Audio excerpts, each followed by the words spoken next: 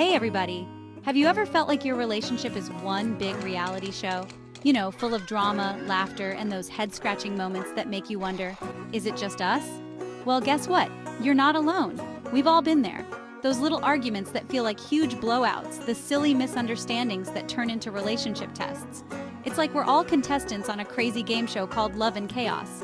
But here's the thing. Relationships don't come with instruction manuals. So buckle up because in this series, we're diving headfirst into the hilarious and sometimes bumpy ride of relationships. We'll laugh, we'll learn, and we'll figure it out together. You in? Let's go. Okay, let's talk about the thermostat, that little box on the wall that can turn a romantic evening into a full-on battle of the wills. You know what I'm talking about, right? 1 minute you're snuggled up on the couch, then bam! You're hit with a blast of Arctic air because someone's fingers got a little too trigger-happy on the thermostat. And don't even get me started on the sleep temperature debate. Is there anything more frustrating than waking up shivering in the middle of the night only to find your partner is snug as a bug in a rug? It's like they have their own personal heating system. We've tried everything: extra blankets, space heaters, sleeping in separate rooms. Don't judge. But you know what? We're still figuring it out. And I want to hear from you. How do you guys handle the thermostat tango in your relationship? Drop your tips and tricks in the comments below because, trust me, we need all the help we can get. Let's be real, nobody really enjoys cleaning, right? But when you're living with someone, it becomes a whole different ballgame. Suddenly, those dirty dishes and that pile of laundry become landmines in the relationship battlefield. You know those passive-aggressive comments like, "Honey, did you notice the overflowing trash can?" Yeah, we've been there. And let's not forget the classic, "I thought we agreed you were taking out the trash tonight." It's like we're speaking different languages when it comes to chores. What they see as a little clutter, I see as my organized chaos.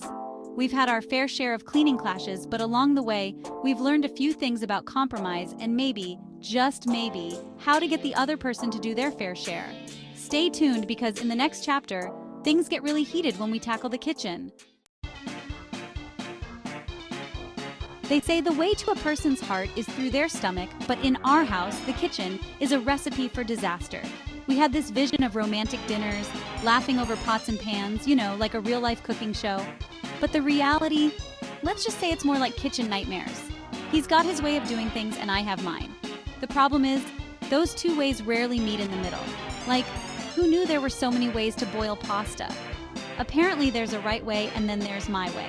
We've had oversalted soups, burnt cookies, and let's not forget the infamous meatloaf incident. But hey, at least we can laugh about it now, right? So if you're ready for some culinary chaos and relationship testing recipes, stick around because we're just getting started. Living together is amazing, don't get me wrong. But even the closest couples need a little breathing room sometimes. You know what I'm saying? It's like that old saying, absence makes the heart grow fonder. Well, in our case, a little bit of distance makes the relationship a whole lot smoother. We love spending time together, but there are those moments when you just need a break from the constant togetherness. Like, sometimes I just want to put on my comfy pants, watch my favorite reality TV show, and not have to worry about anyone else. Is that too much to ask? We've learned that it's important to respect each other's need for alone time, even if it means escaping to different corners of the house for a few hours. Let's talk about money, honey, because let's face it, finances can be one of the biggest sources of stress in a relationship. It's like we each came with our own money blueprint, shaped by our upbringing and our own unique spending habits. He's a saver, I'm a spender. He tracks every penny, and I lose receipts like it's an Olympic sport. We're complete opposites, which can make managing money together, well, interesting to say the least. We've had our fair share of arguments about budgets, spending habits, and those surprise purchases that weren't so surprising to one of us. But through it all, we've learned to communicate better, compromise, and maybe hide the credit card statements every now and then. Have you ever dated someone who operates on a completely different sleep schedule than you?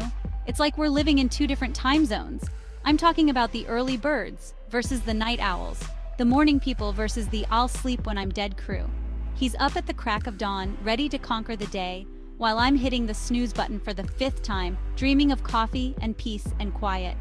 Then, by the time I'm finally awake and functioning, he's ready to wind down for the night. It's like we're passing ships in the night, except our ships are more like a sailboat and a speedboat, constantly on different speeds. We've had to get creative with our sleep schedules, finding ways to compromise and make it work. We all have them, those little quirks and habits that drive our partners absolutely nuts. You know, the things that wouldn't bother you in the slightest if it were anyone else, but because it's the person you love, it's suddenly the most annoying thing in the world. Like, he chews too loudly. Okay, maybe not just too loudly. It's more like a symphony of crunching and smacking that could rival a herd of elephants. And don't even get me started on his sock collection. Let's just say I've considered buying him a lifetime supply of new socks just to avoid the mismatched sock monster under the bed. But hey, relationships are all about accepting each other's imperfections, right? Even the ones that make you want to pull your hair out. Decorating your living space together should be fun, right? A chance to create a shared sanctuary that reflects both of your styles. Well, in theory it sounds great, but in reality, it can be a recipe for disaster, especially when your tastes are about as compatible as oil and water. He's all about that sleek, minimalist, modern look. Think stark white walls, metal accents, and furniture that looks like it belongs in a museum. Me? I'm a sucker for cozy, comfortable, and a little bit of organized chaos. Give me all the throw pillows, soft blankets, and maybe a vintage record player in the corner. We've had our fair share of disagreements about furniture choices, paint colors, and whether or not that taxidermied squirrel really ties the room together. Spoiler alert, it doesn't. Having guests over can be a joy, a chance to catch up with friends and family, share some laughs, and create lasting memories. But when you live together, it's important to establish some ground rules, especially when it comes to overnight guests. Like, how much notice is required before someone invites their entire extended family to stay for the weekend? And what about those friends who seem to think your fridge is their own personal buffet? We've learned the hard way that communication is key when it comes to having a revolving door of guests. Chores, those never-ending tasks that magically reappear the moment you cross them off your to-do list. When you're in a relationship, it's all about finding that delicate balance of dividing and conquering those household duties. But let's be real, sometimes it feels more like a chore war zone. He swears he does his fair share, while I'm convinced I'm carrying the weight of the household on my shoulders. We've tried chore charts, designated cleaning days, and even resorted to passive-aggressive post-it notes strategically placed around the house. But you know what? We're still figuring it out, one dirty dish and unmade bed at a time. So there you have it, a glimpse into the hilarious, messy, and sometimes chaotic world of our relationship. We've shared our stories, our struggles, and our triumphs, and we hope you found some comfort in knowing that you're not alone on this wild ride. Remember, relationships are a work in progress, and there's no such thing as perfect. It's all about communication, compromise, and maybe a little bit of laughter along the way. Don't forget to subscribe and hit that notification bell so you don't miss out on future relationship adventures. And be sure to share your own stories in the comments below. We love hearing from you.